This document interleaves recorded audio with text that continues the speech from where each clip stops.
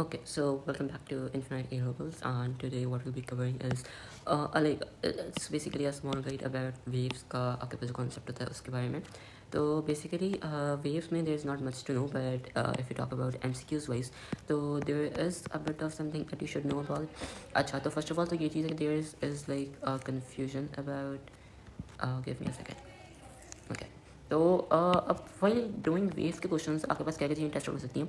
पहले one thing that I have covered in the last guide as well, that you should know about all the definitions about waves related, like frequency, wavefront,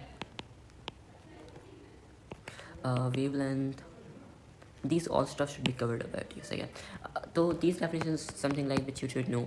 अच्छा, अब while doing waves के questions, you need to make sure that you are making sure that you have like this, this mean position. So like let's suppose if the answer is like ये आपके पास क्या है, and what is, like let's suppose we can take this thing. What is this? So try pausing the video. I think this is really basic stuff that you should know, that this is your amplitude and this is your lambda. So yeah, or you can even say this time period as well, depending upon कि आपके पास जो graph है वो किसका दिया हुआ है. It depends. अगर डिस्प्लेसमेंट डिस्टेंस का ग्राफ है तो फिर you can say this point give lambda, लेकिन if it's displacement time graph तो फिर यहाँ पे आपके पास जो पॉइंट आएगा वो आएगा टाइम पीरियड का. तो make sure that it's completely covered up. उसके अलावा इफ़ यू टॉक अबाउट तो ये चीज़ कवर होती है. अच्छा, अब हम बात करते हैं टाइप ऑफ क्वेश्चंस आते क्या क्या. तो पहली बात क्या आती है, एक तो आपके पास बहुत फेवरेट क्वेश्चन होता है फेज डिफरेंस का. एंड फेस डिफरेंस अगर समझ में आ गया कॉन्सेप्ट तो मतलब फिर आपका जो फेस एंगल वाला कॉन्सेप्ट होता है वो भी आपका कवर अप हो जाएगा.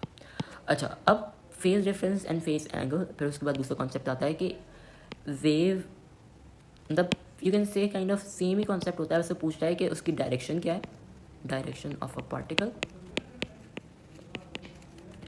On a wave. अच्छा, उसके अलावा ऐसे आते हैं सवाल जो आते हैं वो आते हैं डोपलर इफेक्ट के, इंटेंसिटी रेशो एम्पलीट्यूड स्क्वायर के, इंटेंसिटी रेशो 1/d स्क्वायर के, and intensity direct proportional to F square. अच्छा, जो ये वाला फॉर्मूला है it's not used really, but you should know this because you should have a safe side always. तो ये चीज़ें आपकी कवर अप हो जाती हैं. फिर उसके बाद इफ़ यू टॉक अबाउट तो there is not much, but उसके बाद फिर आपके पास आता है कि इंटरफेरेंस वाली चीज़ें हम सुपोर्शन में कवर अप कर लेंगे. तो this is something you should know about. If we let's talk about first phase difference.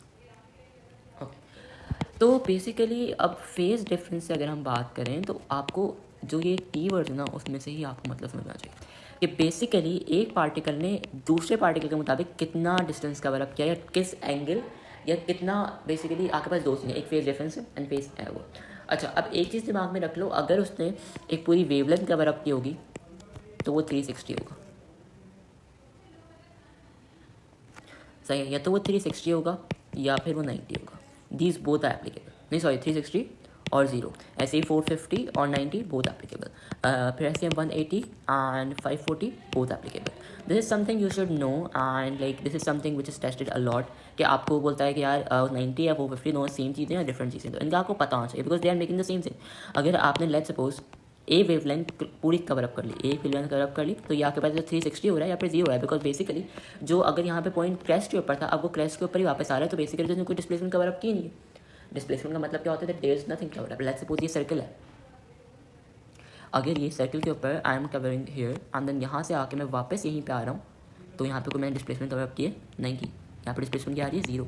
But I can say this कि अगर मैं यहाँ से एक पूरा राउंड लेकर वापस यहीं पे आ जाऊँ तो बेसिकली मेरा एंगल क्या बन रहा है, 360 बन रहा है. ऐसे यहाँ से पूरा मैं चल के वापस इधर आ जाऊँ तो मेरा एंगल 360 बन रहा है. ऑल दो डिस्प्लेसमेंट 0 है, पर इसको मैं 0 एंगल भी बोल सकता हूँ और 360 भी बोल सकता हूँ. अब ऐसे अगर मैंने एक वेवलेंथ कवर अप कर लिया, अब उसके बाद मैं 90 और कवर अप कर रहा हूँ, ऑलमोस्ट 1/4 आपके पास वेवलेंथ और कवर अप कर रहा हूँ. इसका मतलब ये है कि मैं 450 भी बोल सकता हूँ ना इसको, मैं या तो मैं इसको 90 बोल सकता हूँ, 450 बोलता हूँ. तो this is the concept something like that. ये एक थोड़ा कॉन्सेप्ट है which you should know for MCQs kind of question. अच्छा, तो फेज डिफरेंस में बेसिकली फॉर्मूला एक सिंपल फॉर्मूला जो आपको पता होना चाहिए, change in length. Give me a second. Change in length over wavelength into 360. तो यहाँ से क्या आ जाएगा आपके पास फेज एंगल आ जाएगा. But if you just take it first to lambda, this is your phase difference.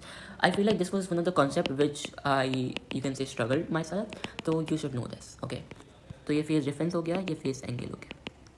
Basically अगर हम मैं यहाँ पे एक वेवलेंथ ड्रॉ करूँ ना, एक पार्टिकल इधर है और एक पार्टिकल ऐसे कुछ इधर है. For this type of questions I would highly recommend दो चीज़ें.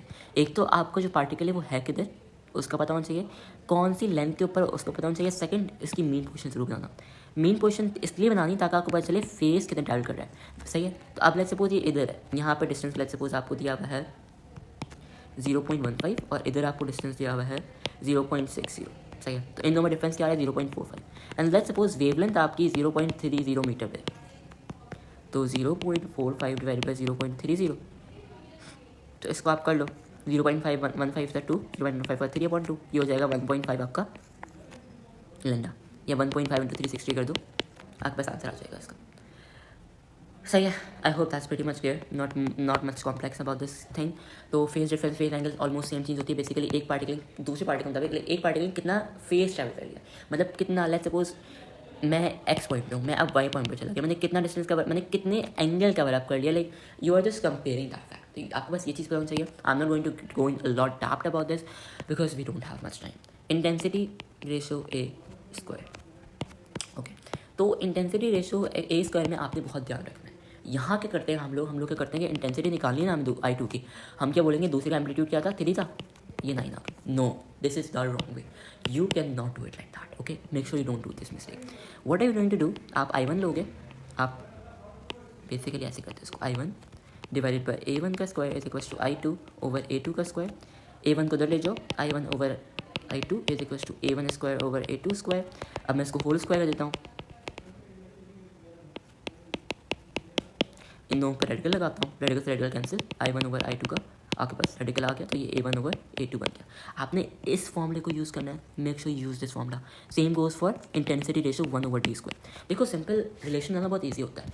जब आपको रिलेशन पता चल गया ना, इन्वर्सली प्रोपोर्शनल है, आपने क्या करना है, यहाँ पे आपने लगा दिया K ओवर डी स्क्वायर. अब I1 over D square over 1 is equals to I2 over D square over D2. सही है. अब ये आपने फॉर्मूला बना दिया. अब इसको आप ऐसे कर सकते हो, I1 over I2 is equals to D2 square over D1 square. इसका रेडिकल लो, इसका रेडिकल लो. I don't know why it's keep getting so bold. तो ये हो जाएगा आपके पास I1 ओवर I2 का radical square root equals to D2 का D2 ओवर D1. ये आपके पास रेशो आ गया. आपने ऐसे डिराइव करनी है, आपने चीज़ों को ऐसे ही रखना है. I hope that's pretty much clear. तो we have covered phase difference. सही है. अच्छा, अब डायरेक्शन ऑफ पार्टिकल के ऊपर बहुत क्वेश्चन आते हैं. लेट्स सपोज ये ऐसे है, उसने बोला कि इसने थोड़ा सा पार्टिकल और मूव किया, तो अब इसकी डायरेक्शन क्या होगी. आपने कुछ नहीं करना है, आपने इसी वेव को बनाना है. मैं इसको भी डुप्लीकेट करके दिखा दूँ. I know it's on iPad, तो मे बी आपको लगना रहा. ये वेव लेंथ थी, इसको मैंने थोड़ा सा आगे मूव किया, अभी कैसे मूव करिए इसका मुझे बताना चाहिए. अब लेट्स सपोज ये ऐसे है,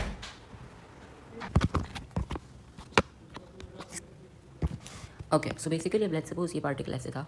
सही है. एंड वी नो दैट कि ये पार्टिकल नीचे की तरफ जाएगा. तो अगर मैं इसको लेट्स सपोज बताता हूँ, मैं पता है डायरेक्शन क्या होगी.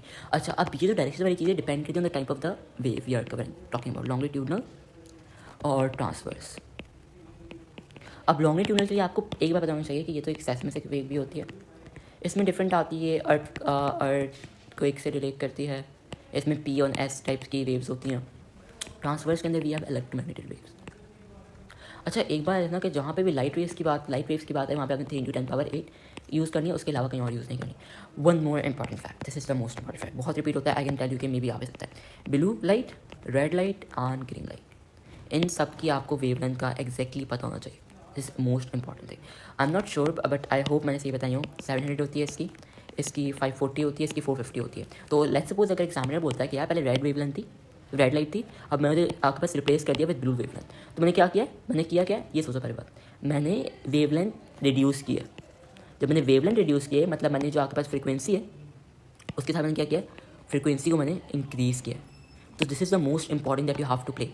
हर उसके अंदर तुम्हें बहुत ध्यान से d sin theta is equals to n lambda होता है. तो यहाँ पे ये कॉन्सेप्ट यूज़ होता है, यहाँ ये वाला कॉन्सेप्ट आपके पास यूज़ होता है. तो make sure that you focus on this. हमने ये वाली चीज़ें कवर अप कर ली, एडिशनल चीज़ें कवर अप कर ली, और ये भी हो गया, ये भी हो गया, एंड वी हैव दिस. अब डोपलर इफेक्ट की बात कर लेते हैं.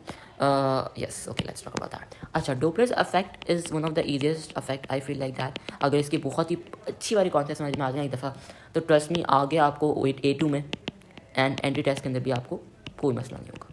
अच्छा, तो अब डोपलर इफेक्ट की अगर हम बात करें तो डोपलर इफेक्ट में कुछ नहीं हो रहा. बेसिकली डोपलर इफेक्ट में बेसिकली एक सिंपल फॉर्मूला है, FO is equal to V plus minus VS is equal to FS. सही है.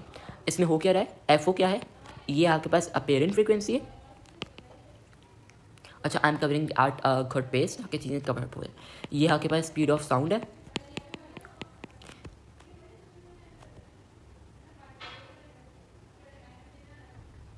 या स्पीड ऑफ साउंड है, ये भी स्पीड ऑफ साउंड है, एंड ये आपके पास स्पीड ऑफ सोर्स है. अच्छा, ये चीज़ आपको पता होनी चाहिए. ये आपके पास फ्रीक्वेंसी, सोर्स फ्रीक्वेंसी है. मतलब basically you can say it's the initial frequency. वैसे I can even show you how to drive the equation, but it's not in your syllabus. Okay, तो अब हमें यहाँ पर बात आती है कि V प्लस माइनस में हमें प्लस का भी यूज़ करना है एंड माइनस का भी यूज़ करना है. अच्छा देखो, प्लस माइनस के अंदर आपने प्लस का भी यूज़ करना है, माइनस का भी यूज़ करना है. अब लेट्स सपोज ये कार है, this is a car, and this is a person. Let's suppose this is me. तो if this car is coming towards here, तो basically आपके पास जो distance है between observer and source, वो कम हो रहा है. डिस्टेंस रिड्यूस हो रहा है. अगर डिस्टेंस रिड्यूस हो रहा है तो बेसिकली अब कुछ सोचो, जब आपके पास एम्बुलेंस आ रही होती है आपके करीब, तो आपको दिखता है कि उसकी आवाज़ इंक्रीज़ हो रही है, उसकी आवाज़, और जो आपको पिच एकदम से वो पिच आ रही होती है. हाँ, एक और चीज़ कि फ्रीक्वेंसी डिटरमाइन द पिच के ऊपर काम करती है. तो मेक श्योर कि ये वाली चीज़ आप क्लियर हो. जो आपकी लाउडनेस होती है वो एम्पलीट्यूड पे आती है. ये बहुत इंपॉर्टेंट फैक्टर है. MCQs मैंने देखा है बहुत दफ़ा आता है, and I have like felt a bit of मुश्किल. तो बेसिकली अब अगर डिस्टेंस कम हो रहा है, मतलब आपके पास जो फ्रीक्वेंसी होगी, ऑब्जर्व फ्रीक्वेंसी बाय दिस, वो ज़्यादा होगी.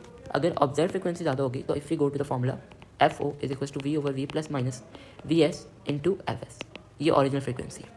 अब अगर मुझे ये फ्रीक्वेंसी ज़्यादा चाहिए तो मतलब मुझे न्यूमरेटर जो है वो छोटा चाहिए. जब मुझे न्यूमरेटर छोटा चाहिए तो इसका मतलब कि यहाँ पे जब डिस्टेंस रिड्यूस होगा तो मैं यहाँ पे माइनस यूज़ करूँगा. जब मेरे पास कोई चीज़ अप्रोच हो रही होगी तो मैं माइनस यूज़ करूँगा. जब मेरे पास कोई चीज़ दूर जा रही होगी, अवे जा रही होगी, तो what I will use plus sign. अब इसकी लॉजिक है साफ साफ. मैं ये चीज़ याद नहीं रहता. I use to love this logic because वो ईजिली कवर अप हो जाती है कि अगर V प्लस VS होगा तो ये बड़ी वैल्यू होगी. जब ये बड़ी वैल्यू होगी तो FO डिक्रीज़ हो रही है. FO डिक्रीज़ कैसे हो रही है? बिकॉज आपके पास जो ये वाला ऑब्जेक्ट है अब ये दूर जा रहा है, ये अब करीब नहीं आ रहा. अब अगर लेट्स सपोज एम्बुलेंस आपसे दूर एकदम से जा रही होती है, नोटिस करना ये चीज़, जब जा रही होगी दूर आपसे, तो बेसिकली हो क्या रहा है उसके अंदर, इट्स मूविंग अवे. जब मूव अवे कर रही है तो बेसिकली आपके पास जो फ्रीक्वेंसी है वो डिक्रीज़ कर रही है. अच्छा, one more thing you have to notice कि अगर आपके पास जो ऑब्जर्वर और जो स्टेशनरी पे हैं दोनों, तो मतलब ना तो वेवलेंथ के ऊपर फ़र्क पड़ेगा एंड ना ही फ्रीक्वेंसी पे कोई फ़र्क पड़ेगा. सही है. इसके ऊपर बहुत कॉन्सेप्ट है कि इसके जो आपके पास कांस्टेंट रहेगी, मतलब अगर ये S से जा रही है तो इसमें जो डिस्टेंस होगा वो सेम रहेगा. बट अगर फ्रीक्वेंसी आपके पास इंक्रीज़ करिए तो वेवलेंथ आपके पास डिक्रीज़ करेगी. That's very much it for this video.